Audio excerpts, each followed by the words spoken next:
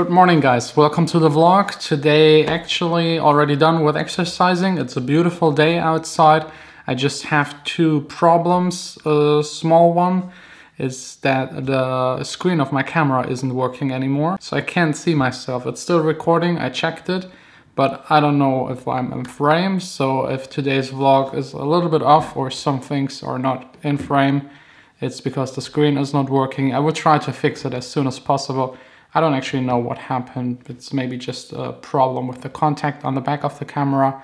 And the second problem, something I really hate, absolutely hate, and I think everyone hates it, but this might be the last time. Soon I'll be alone out in the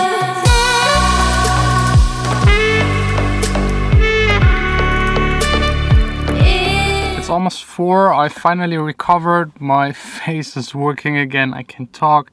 Today was by far the worst. They had to do a filling. It was just terrible. I don't even want to think about it, talk about it. In the meantime, I took care of the Dawning remixes, promoting them, pitching them to Spotify, my distributor, doing promotion, newsletter, and SoundCloud promotion. And since I didn't have a whole lot of time in the past week to answer your comments here on YouTube, let's just do another edition of Q&A.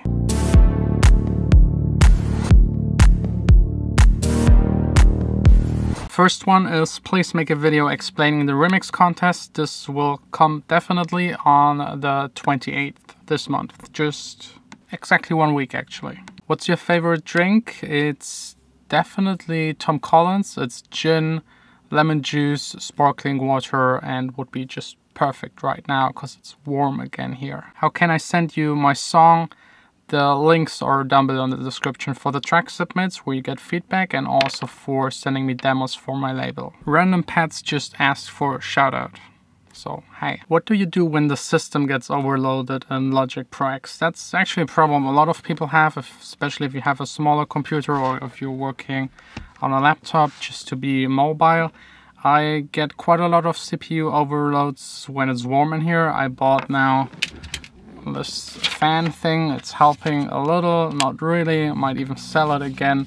I think I would just need a better computer, and that's usually the answer. If your system is overloading, either you get a better, faster computer, or you try to bounce out different tracks, or you can freeze them in Logic. You could also make the track, the musical things, bounce everything out and then mix it. And a lot of plugins, for example Diva, they have like a small button where you can reduce the CPU load and still make it higher quality whenever the track is bouncing.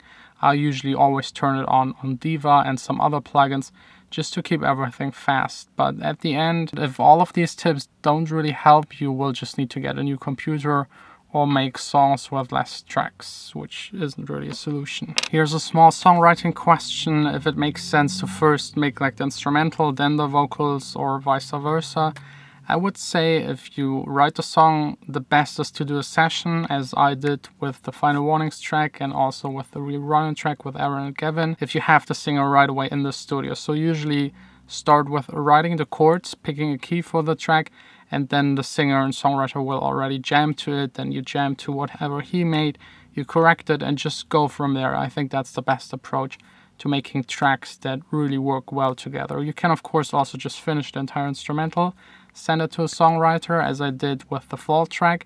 Sometimes you get really great results, sometimes you don't get great results. The only big downside of sending out the instrumental is if the singer and songwriter doesn't really make the first time a good job and it's perfect, it's really hard to get them to change it. It's so stuck into their head that you either hit or miss. Does an audio interface improve the sound quality of your speakers? That's hard to answer. Yes, a little, but not really. If you're just working inside of your computer and you do not record, you can just plug the speakers right into your audio hijack output. But the second you want to record, the second it's starting to delay, having a lot of latency, you should definitely get a sound card. You can get a cheap sound card for just $100, and that's all you will ever need if you don't want to record bands with like 6 people at the same time. A question about room acoustic and absorption.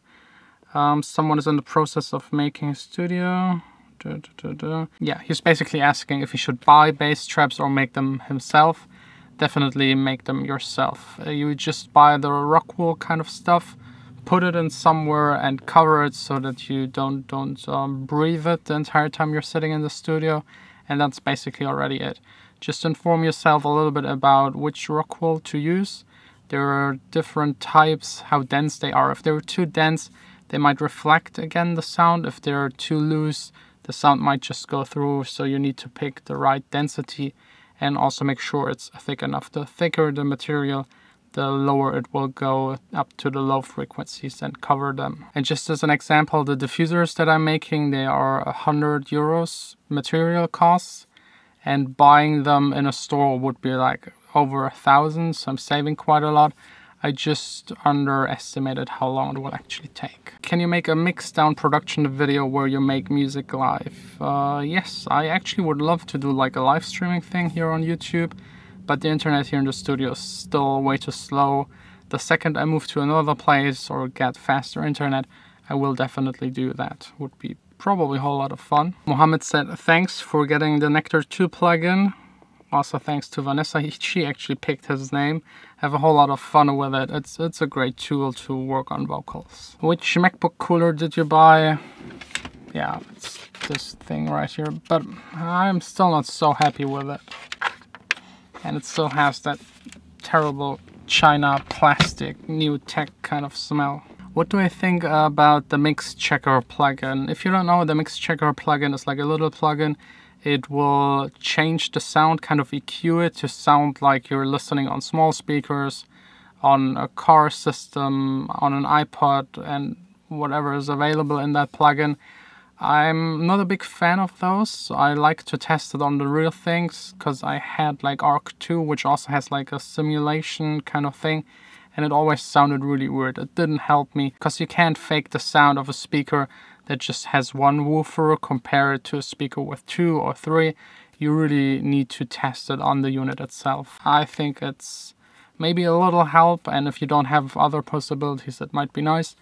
But yeah, definitely get a cheap pair of headphones and speakers just to test the things out in the studio right away and being able to adjust. Here's a question by someone about music theory. He basically says that he doesn't have a clue about it and that he is using some tricks in his DAW to kind of compensate for it, but there is not really a way around music theory. It's not that you have to learn how to read the notes. You at least have to have an understanding of what a key is, because your track needs to be written in that key, what notes are part of that scale, and also how chords are structured, which chord should follow which chord to just have a nice chord progression. I covered all of that in one video about music theory. I will link it up here. I think it's like the most useful. It says, the title says, learn producing without music theory, but at the end the entire video is just teaching you the first basics and the first sneaky techniques about music theory. Do you keep your Complete and Logic sample libraries locally on your laptop? Yes, it's all here. This thing has I think 512 gigabytes of hard disk space, which isn't a whole lot, especially if you consider that I'm doing a daily video that needs like 70 gigabytes. The rest is just filled with music. I don't have anything else on this computer. It's just a working machine. I would really love to get the new one with the 2 terabyte hard drive, but it's so expensive to upgrade. But this would also enable me to maybe do these videos in 4K and still have enough space. We'll see, maybe in a year or so. Can you cover the new update for Logic 10.3.2? No, I decided not to cover it. It's just boring. There are just like 3 new features and I'm not really using any of them, so not really the biggest update. The 10.3 was a cool update. Let's wait for 10.4 or maybe Logic 11. Who knows what will come next. How do you have 19k subs but barely any views? No hate.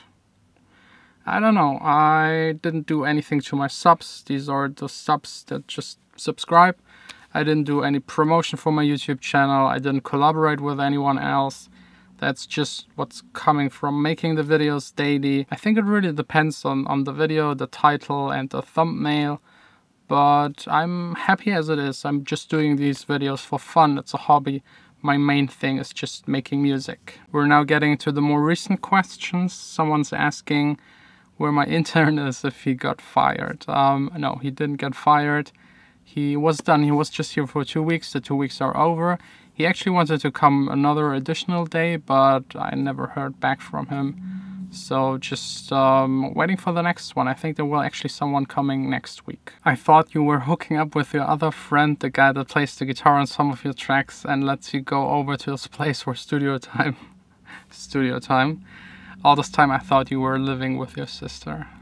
Thanks. Finally someone that got it right. Kevin is asking, I'm just wondering why someone with this type of following and good streaming stats, millions, doesn't have a booking agent or a management. Lol. I had a management, but they kind of screwed everything up, so I got rid of them. Booking agent, I get a couple of requests for a booking agent, but I don't want a booking agent at the moment. I'm waiting a little more to get a better booking agent, and at the end a booking agent doesn't really do a whole lot. They just check your booking email and make sure that everything works. They set up the travel, they negotiate how much you will get, but they actually do not proactively get your bookings. Almost none of the booking agencies is doing that anymore. Those times are over. You have to make it yourself and get booked, then they will take care, but then you actually don't need them. You could just hire someone taking care of it. His comment continues. It seems like I've missed to mention that the interesting part about the Echo Boy. I didn't even do a video about the Echo Boy yesterday, but who cares? And I didn't mention that the Valvesk is another variation emulation of the Culture Vulture. Yes, it is, but it still sounds different. It's a plugin. It will never ever sound like the real thing, so I didn't even wanted to compare it. Yes, it tries to simulate it, but it doesn't get close enough to it. And yes, the Decapitator is doing the same thing, but for example the EQing part is different and on the Valvesk plugin. But it continues. Now it gets fun. It's just disgusting how people dream of making records but rather speak about thermomixes. Yeah, that was fun. Then learning the history of recording art and why certain records sound that way. Fake it till you make it, huh? I can definitely agree on that part, that it's important to know how recording was done and the history of recording and how we got here to just working with a computer. I would love some outboard gear, but I don't have the money for it. When it comes about the faking, I don't really understand it. I'm trying to make these vlogs as honest as I can. Of course, I'm leaving a whole lot of stuff out because I just want to make the videos short, maybe 10 minutes a day. There's a lot of other stuff happening, but faking it till you make it, can't agree with it. There is actually just one thing I fake in my videos, but there is a special reason behind it. More on that later. I'm all done making music. It's time again for sanding and gluing. All done with work. Now let's get to the part that I was faking about. You see, this right here is the entrance to my studio. Right there, that's my balcony, that's the window in my studio. This right here is not the entrance to my studio, never was. Same as this one. This one was fake. That one as well. That's also not it. This one is really strange. There's water dripping from the ceiling. Looks really bad. I think I should go. I think it's pretty obvious why I did it. I didn't want anyone to know where my studio is. All my tech is there, all of my tracks are there on the hard drives. So instead of like completely faking it, I made a running gag out of it and always switched up the location that I was entering. Some people noticed it, other people didn't notice it. Now you know. And you think this is still fake. The address is on the AXSENS website. I have to put it there anyways for legal reasons. And if you want to send me something, just send it.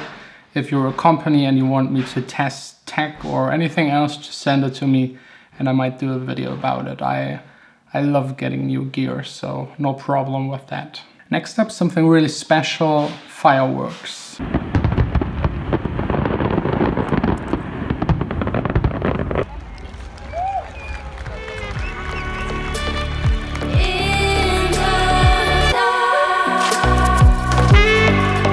It was a great evening. I love fireworks. The thing that fascinates me the most is how long actually the sound has to travel to reach your ear after you saw the firework. By the way, I'm here in the closet recording to just not wake up Vanessa, my sister.